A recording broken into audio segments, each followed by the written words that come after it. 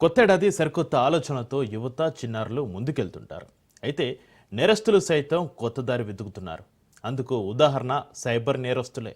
ఒక్కసారి నమ్మితే చాలు నిండా ముంచుతారు. మొత్తం మునిగే వరకు తెలియదు మునిగామన్న విషయం. సామాన్యుల అవసరాలు, సగటు కుటుంబాల ఆర్థిక ఇబ్బందులు, సాధారణ మహిళల భయాలను ఆసరాగా చేసుకుని అందినంత దోచుకుంటున్నారు. ఈ ఏడాది తొలి 6 రోజుల్లోనే 3 పోలీసు కమిషనరేట్ల పరిధిలో 120 సైబర్ కేసులు నమోదయ్యాయి. వీటిలో 20 నుంచి 30 దాకా నగ్న వీడియోలు, డిజిటల్ అరెస్టులే ఉన్నాయి.